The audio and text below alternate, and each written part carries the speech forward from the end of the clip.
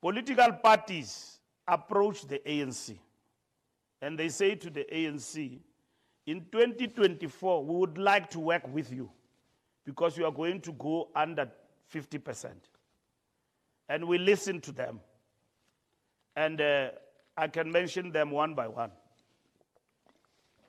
And we don't have formal discussions where there is an agreement that in 2024, we will work with any other political party because we are going for outright majority. And we know very well that that majority over the years has not been a given.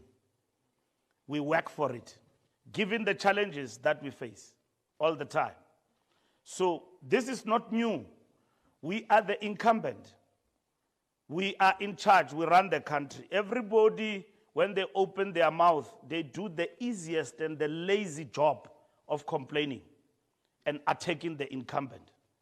That's why people are forming political parties like mushrooms, because they've got hope that if they criticize the ANC about the defects in terms of governance, they will make it at least one seat in parliament, at least 2 seats, family, husband and wife, and all of that. So they are hoping for that. With what we see, the shenanigans of Magashule, it's not new. Magashule has long worked inside the ANC for the proliferation of political parties. He formed them. ATM was formed by him. And that decision was taken somewhere in a hotel in Durban.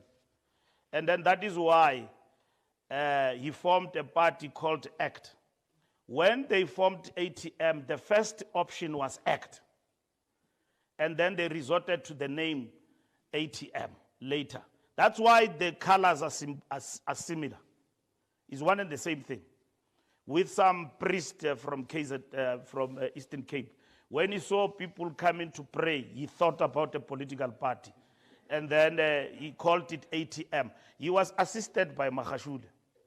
And then they formed a lot of political parties that were going to eat from the ANC. That was the objective, with the aim of ensuring that that will lead to the removal of Cyril Ramaphosa as the president. So that's why Ace, when he came into office, the first thing he said to ANC members, give me 5 years. And where is that 5 years now? He's out and he has formed a party. So that's why Pegitele answered him and said, uzabe kuphi yena kule 5 years? Ayinikeza abantu njengonobhala who was elected by everybody at conference, and then he gives people ultimatums. So there is nothing new there. They are not going to offer anything. They will do the laziest job of critiquing the ANC without giving an alternative.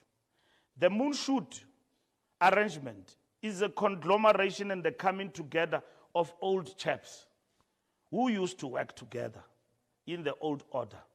We liberated them. But they now call them moonshoot with a view to unseat the African National Congress. But if you go to the content of the moonshoot, you will realize that that thing is anti-worker.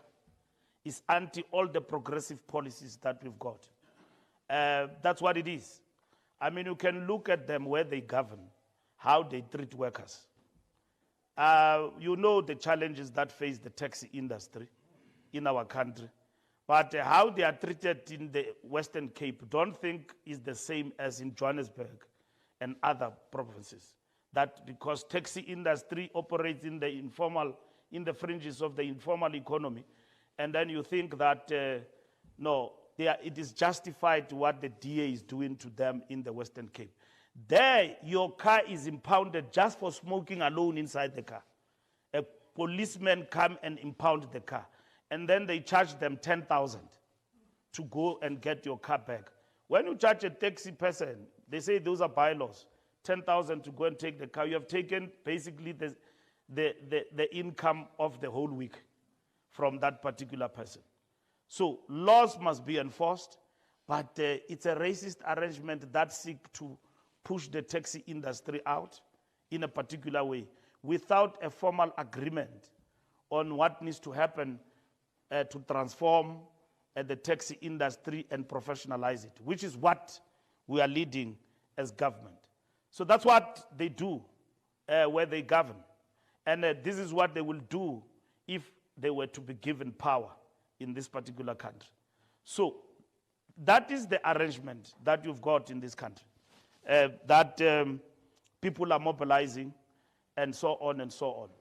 We are going to work, and we appreciate that NUM over the years have supported the ANC in terms of personnel and resources on the ground, in terms of mobilization.